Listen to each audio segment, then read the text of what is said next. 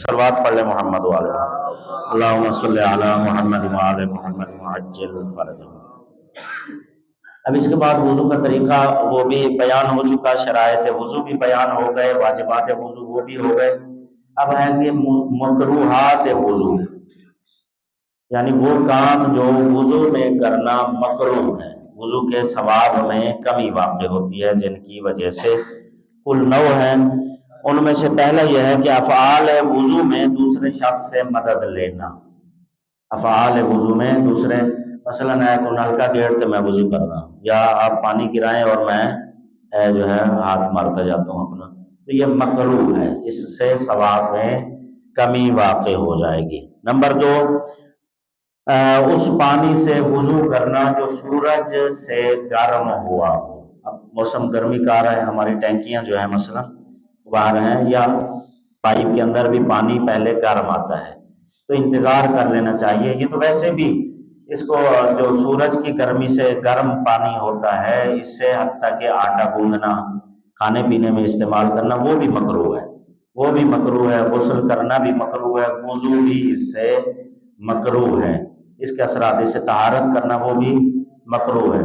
البتہ جو دوسرا گرم پانی ویسے کیا جاتا ہے گیزر وغیرہ کے ذریعہ سے،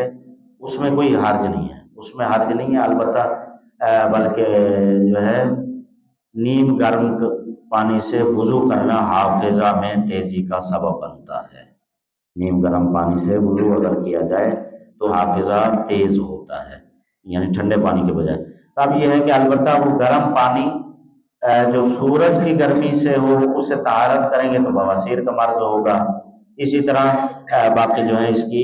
جو ہے وہ وجوہات بتائی گئی ہیں، تو وضو کرنا اس سے مکروہ ہے۔ البتہ اور پانی نہیں ہے، صرف وہی ہے، تو انتظار کر لینا چاہیے کہ وہ ٹھنڈا ہو جائے، اپنی اصلی حالت میں آ جائے، اس کی گرمی ختم ہو جائے، اس کے بعد پھر اس سے اگر ظاہر ہے کہ نماز کا ٹائم بھی وسیع ہے، اگر جماعت نکل رہی ہے یا پھر یہ ہے کہ ٹائم کم ہے یا اول وقت جو ہے وہ ختم ہو جائے گا، تو ایسی صورت میں پھر ظاہر ہے کہ اس کا ثواب زیادہ ہے، پھر اور مجبوری ہے، پانی اور نہیں ہے، تو پھر اسی سے وضو کر کے ان چیزوں کا خیال رکھنا زیادہ ضروری ہے، جماعت کا یا اول وقت کا، یا اسی طرح اگر خدا نخواستہ یعنی اس کے انتظار میں بندہ مکروہ سے بچنے کے لیے حرام نہ کر لے، یعنی نماز ہی قضا ہو جائے، تو پھر ظاہر ہے کہ خام الٹ ہو جائے گا۔ اس کے بعد یہ ہے کہ بدبودار پانی سے وضو کرنا۔ بدبودار پانی کا مطلب یہ بدبو وہ سمیل جو نجاست کی وجہ سے نہیں ہے، ویسے بعض اوقات کھڑے کھڑے پانی میں اگر کوئی سمیل پیدا ہو گئی ہے، بعض اوقات کھڑا پانی اس کی ایک خاص سمیل اس میں پیدا ہو جاتی ہے،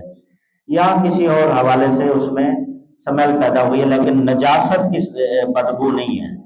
ویسے اس کی اندر بدبو پیدا ہو گئی ہے، تو اس پانی سے وضو کرنا جو ہے یہ بھی مکروہ ہے۔ اس کے بعد نمبر 4، یہ البتہ ہمارے اس میں جو ہے استعمال میں اب اس کی ضرورت نہیں ہے، صرف اشارتاً عرض کروں گا، تو اس کا بہرحال کچھ حصہ جو ہے پہلے گزر چکا ہے، اور آپ اکثر جانتے بھی ہوں گے، بزرگان چلیں بچوں کو بھی کم از کم یہ ایک شرعی چیز ہے ذہن میں آ جائے تو بہتر ہے کہ کنویں کے اندر کوئی چیز گر جائے۔ جب کنواں استعمال ہوتا تھا، اب بھی بعض جگہوں پہ تو اب بھی ظاہر ہے کہ کنویں کا پانی استعمال کیا جاتا ہے۔ اب یہ ہے کہ کنویں کے اندر جب کوئی چیز گر جاتی تھی، کوئی بھی چیز نجس ہے یا حرام پاک ہے، حلال ہے چاہے، اب اس کے اندر مر گئی ہے، مثلا مرغی گری مر گئی، تب اس کے لیے شریعت میں ہر چیز کے لیے الگ الگ، اب ظاہر ہے کہ کنویں کو پاک کرنا ہے، کنویں کو پاک کرنا، کنویں کو پاک کرنے کا مطلب وہ کنویں کو کس طرح پاک کریں گے، تو اس کا طریقہ شریعت میں بتایا گیا۔ ہر چیز کے لیے مختلف مقدار ہے پانی کی، وہ کنویں سے نکالنی ہوتی ہے، یعنی اس چیز کو نکالنے کے بعد پانی کی مختلف مقدار بتائی گئی ہے۔ مثلا بعض چیزوں کے لیے 7 ڈول پانی کے نکال دیں تو وہ کنواں آپ نے پاک کر لیا، چھپکلی سانپ وغیرہ اس میں گر گئے تو اتنے ڈول نکال دیں جی، بکری خدا نخواستہ گر کے مر گئی ہے، تو اب کیونکہ بکری خود پاک ہے لیکن اس میں مری ہے، تو اس مرنے کی وجہ سے، اس کے موت کی وجہ سے وہ پانی نجس ہوا ہے، تو اتنی مقدار نکال لیں تو پانی پاک ہو جائے گا، دوبارہ حلال ہو جائے گا۔ تو اسی طرح اب وہ فرما رہے ہیں کہ وہ پانی کنواں، ایک صلوات پڑھ لے محمد وعلی محمد اللہم صلی علی محمد وعلی محمد وعجل فرجہم۔ وہ کنواں جس میں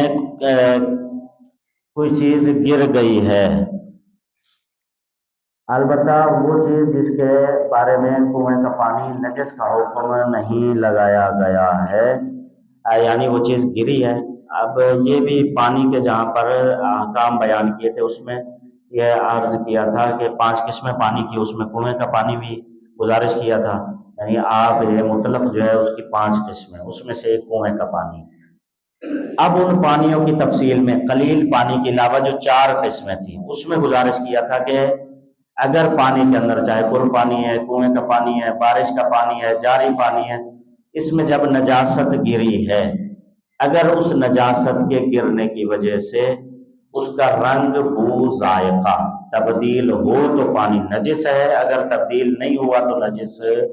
نہیں ہے۔ یہ پیچھے کی تفصیل آپ کے ذہن میں ہوگی۔ اب یہ ہے کہ کنویں میں وہ چیز گری ہے، گرنے کے بعد اس کی وجہ سے کنویں کا پانی متغیر ہوا ہے یا نہیں ہوا ہے۔ اگر کنویں کا پانی میں کوئی تبدیلی واقع ہوئی ہے پھر تو ظاہر ہے کہ وہ نجس ہے، اس سے وضو وغیرہ نہیں ہوگا۔ اگر اس کا رنگ تبدیل نہیں ہوا یا بو نہیں آئی اس نجاست کی وجہ سے، یعنی ان 3 تبدیلیوں میں سے کوئی تبدیلی واقع نہیں ہوئی، پھر بھی ایک مقدار معین کی گئی ہے، اتنی مقدار میں جب پانی نکال لیں گے تو اس کا نکالنا مستحب ہے۔ اگر نہ نکالا جائے پھر بھی ہے وہ پاک اور حلال ہے، نجس نہیں ہے، اگر تبدیلی واقع نہیں ہوئی کنویں کے پانی میں،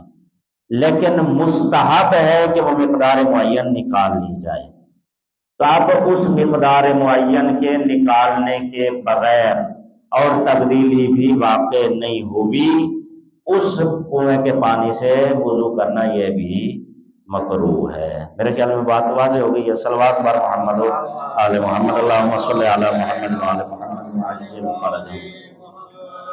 اس کے بعد ہے جی اس آب قلیل سے، اب یہاں پر آب قلیل آ رہا ہے، باقی 4 پانیوں کا ذکر نہیں ہے، صرف آب قلیل کی بات ہے۔ جاری اور اس کے وہ خود واضح ہے بات کہ اگر جاری پانی ہے تو اس کا وہ تو ظاہر ہے کہ نجس ہی نہیں ہوگا، جب قلیل پانی کی یہ حالت ہے۔ اب وہ قر سے جو کم ہے، قلیل پانی میں اگر سانپ یا چھپکلی وغیرہ گر جائے، سانپ، بچھو، چھپکلی، یہ اگر گر جائے، اب اس گرے ہوئے سے ڈاکٹری حساب سے اس کا علیحدہ ہے کہ اس میں زہر کا اثر ہے یا نہیں ہے، لیکن شرعی فقہی جو مسئلہ ہے اس اعتبار سے ہے کہ اس سے وضو کرنا مکروہ ہے، جس میں سانپ وغیرہ گرا ہو، چھپکلی گری ہو، گر کے البتہ مرے نہیں ہیں، نکل گئے ہیں، تو اس سے اگر مر گئے تو پھر تو ظاہر ہے کہ اس کی وجہ سے وہ نجس ہو گیا، تو اس سے وضو کرنا بھی مکروہ ہے۔ اس کے بعد گھوڑا، خنجر، گدھا وغیرہ ان کے جھوٹے پانی سے وضو کرنا بھی مکروہ ہے۔ وہ برتن مثلا پڑا ہوا ہے، اس سے گھوڑے نے پانی پیا،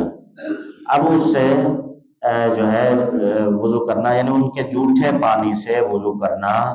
مکروہ ہے۔ اس کے بعد مقام استنجا پر، یعنی واش روم کے اندر آج کل جس طرح ماحول پہلے بھی گزارش کر چکا بنا ہوا ہے کہ واش روم کے اندر ہی بیسن وغیرہ ہاتھ منہ دھونے کی جگہ بنائی ہوئی ہے، تو یہ مکروہ ہے، اس سے گھر میں خیر و برکت ختم ہوتی ہے۔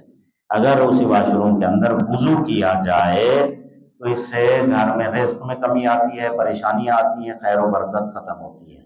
تو اس سے وضو کرنا بہرحال وہاں پہ مکروہ ہے۔ اس کے بعد وضو کرنے کے بعد دامن کے ساتھ، آستین کے ساتھ آب وضو کو خشک کرنا، وضو کر لینے کے بعد، یا ویسے ہی رومال وغیرہ سے بھی صاف کرنا، دامن سے صاف کر لینا، آستین سے صاف کر لینا، یا ویسے ہی پوچھنا رومال کے ساتھ بھی مکروہ ہے، یعنی وضو کرنے کے بعد اس کو خشک کرنا مکروہ ہے، جب تک تری رہے گی اس کے علیحدہ ثواب بیان کیے گئے ہیں۔ اس کے بعد 9 نمبر پر اس برتن سے وضو کرنا، جس پر کسی حیوان کی جاندار کی تصویر بنی ہوئی ہے، جس پر کسی جاندار کا عکس بنا ہے اس سے بھی وضو کرنا مکروہ ہے۔ یعنی یہ مکروہات کا مطلب یہ ہوگا کہ ثواب میں کمی واقع ہو جائے گی، نماز اس سے ٹھیک ہے یا باقی جو اعمال کرنے ہیں وضو کر کے وہ ٹھیک ہے، وضو درست ہے،